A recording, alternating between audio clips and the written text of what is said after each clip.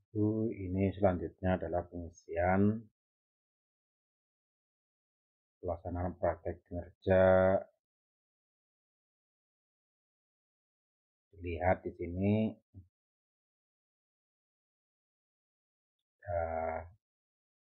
yang terakhir yaitu pengisian pembinaan kinerja, isi dokumen refleksi tindak lanjut. Ini pengisian terakhir yang nantinya akan diberikan predikat kinerja oleh pengawas.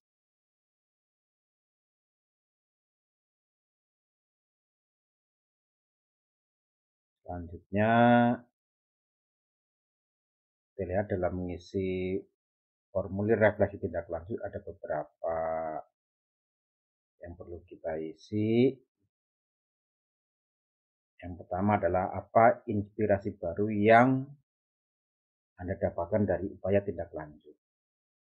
Nah, tentu saja inspirasi baru ini dari kemarin tindak lanjut apa yang Bapak Ibu tuliskan atau direncanakan dari tahap sebelumnya. Bisa dilihat di sini. Ini tujuan tindak lanjut saya akan meningkatkan kemampuan dalam berkomunikasi. Karena kemarin kegiatan saya adalah bagaimana memimpin diskusi, terutama dalam keterampilan berkomunikasi. Saya ingin ditingkatkan. Kemudian dalam tindak lanjut,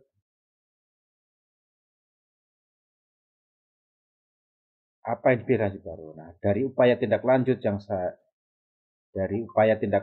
saya mendapatkan pemahaman yang lebih bagaimana meningkatkan komunikasi dalam memimpin diskusi dengan fokus pada pencapaian tujuan yang ditetapkan secara efektif dan efisien, serta membangun komunikasi positif dalam memimpin diskusi.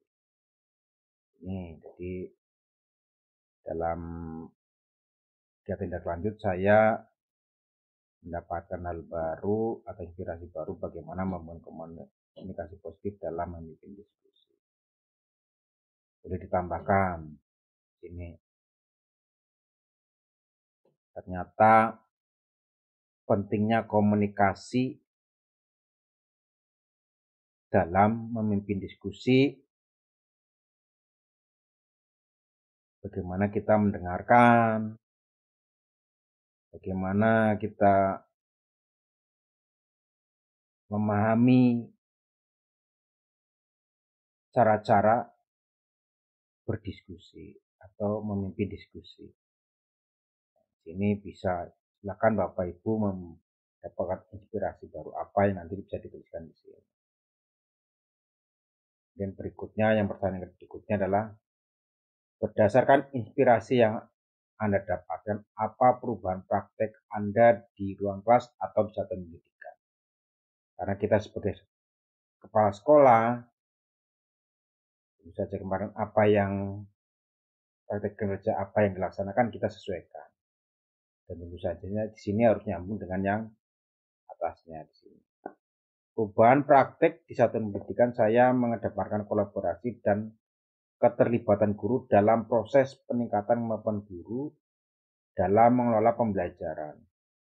Saya lebih banyak berdiskusi dengan pengawas sekolah, tentunya dengan menerapkan bagaimana memimpin diskusi dengan guru. Ini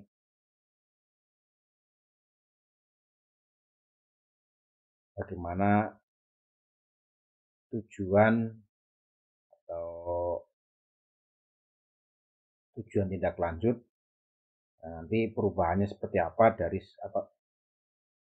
dari apa yang sudah kita laksanakan dalam pelaksanaan tindak lanjut. Dituliskan di sini. Mungkin menemukan hal lain di sini. Bisa karena di sini tujuannya adalah meningkatkan kemampuan berkomunikasi. Ternyata apa yang sudah saya lakukan? Saya melakukan kegiatan diskusi dengan Bapak Ibu guru, lebih mendengarkan pendapat Bapak Ibu guru serta masukan-masukan mungkin dari guru, dari pengawas. Nah, ini saja apa yang atau perubahan praktik yang tentunya berbeda dari pelaksanaan sebelumnya. Kemudian yang ketiga, tantangan paling sulit. Nah, di sini menuliskan 3 tantangan. Saya menuliskan dalam melakukan perubahan, tantangan salah satunya adalah menumbuhkan motivasi guru. Nah, di sini bagaimana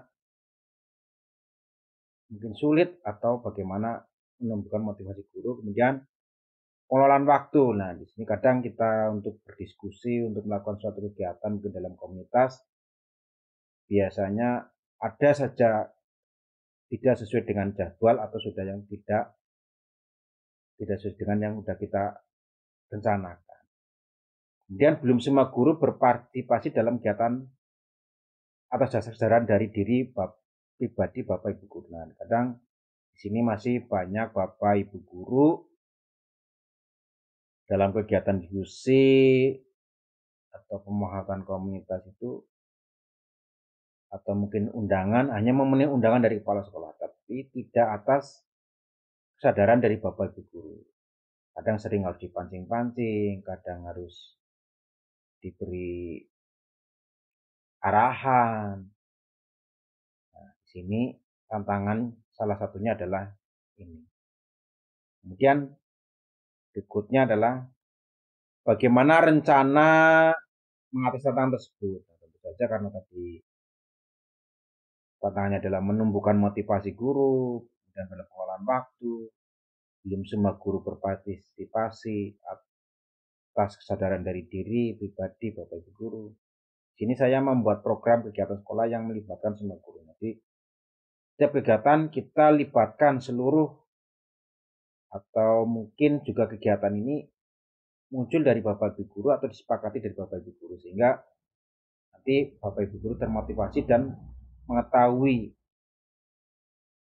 apa yang diprogramkan. Kemudian memberikan motivasi jelas, membagi kegiatan secara merata supaya semua dapat memberikan kontribusi atau keterlibatan aktif. Nah, itu saja supaya terlibat aktif Bapak Ibu guru diterlibatkan di semua kegiatan. Di dalam kegiatan diskusi, Bapak Ibu guru yang lain diberi giliran atau membuat jadwal bagaimana mereka berbagi, kemudian juga menyampaikan apa yang mereka temukan dari kegiatan pembelajaran. Sehingga di sini diskusi berjalan dengan itu fokusnya. Mungkin Bapak Ibu memilih kegiatan yang lain, ya berarti tinggal disesuaikan. Kemudian berikutnya adalah pilihan belajar dari PM. Nah, ini tentu saja kalau inspirasi ini berdasarkan dari materi apa yang sudah dipelajari di PMM. Komunikasi efektif dengan warga satuan pendidikan yang mengarah pada peningkatan kualitas satuan pendidikan. Sini dengan adanya komunikasi yang efektif, kepala sekolah dapat memotivasi guru untuk bekerja dengan lebih giat dan efektif, serta membantu mereka mengatasi berbagai tantangan dan hambatan dalam proses belajar mengajar. Oleh karena itu, penting bagi kepala sekolah untuk terus memperbaiki kualitas komunikasinya agar dapat meningkatkan kinerja guru dan mencapai tujuan sekolah dengan lebih baik. Jadi, inspirasi baru dari PMM materi ini, dari mempelajari materi di PMM, mendapatkan inspirasi bahwa pentingnya komunikasi atau kolaborasi.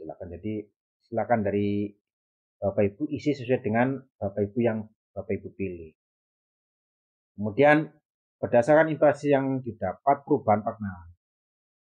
Ada inspirasi baru.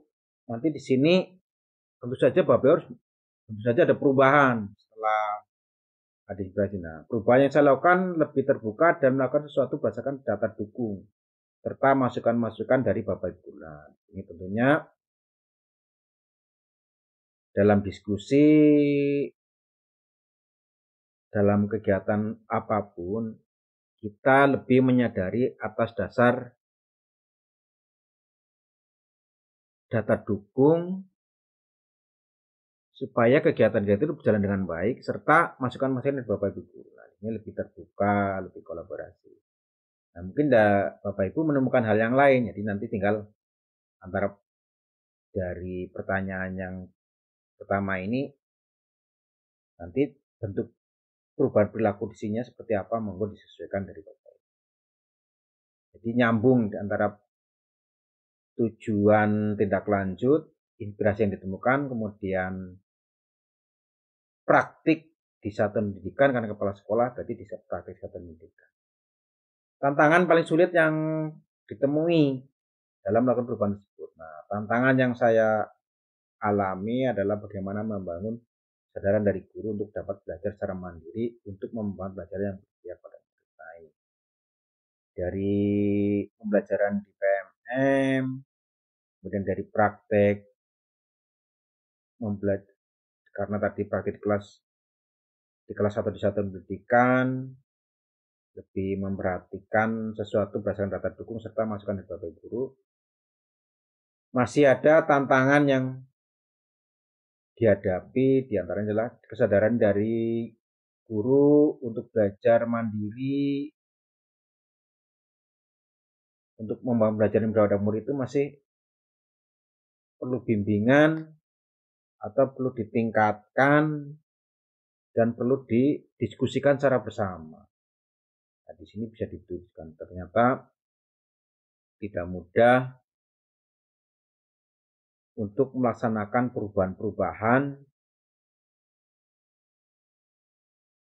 apabila komunikasi tidak efektif, mungkin dari pelaksanaan pembelajaran, apalagi apabila misalkan boleh dituliskan tantangan yang paling sulit bisa adalah dalam melakukan perubahan adalah bagaimana melakukan perubahan tidak didasari atas data dukung yang ada. Juga bisa juga ini sesuai dengan inspirasi atau praktik yang sudah dilakukan.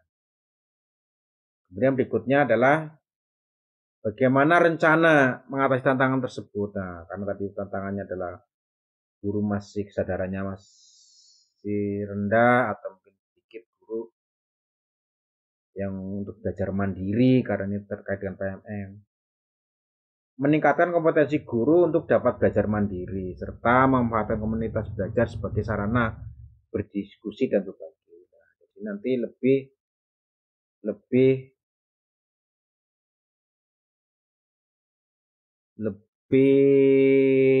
meningkatkan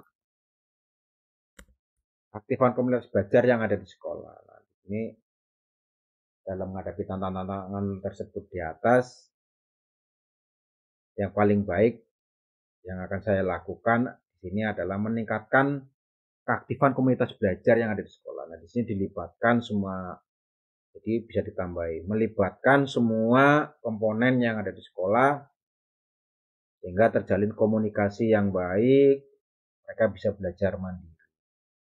Tentunya semua perlunya adanya kesepakatan bersama antara Bapak Ibu.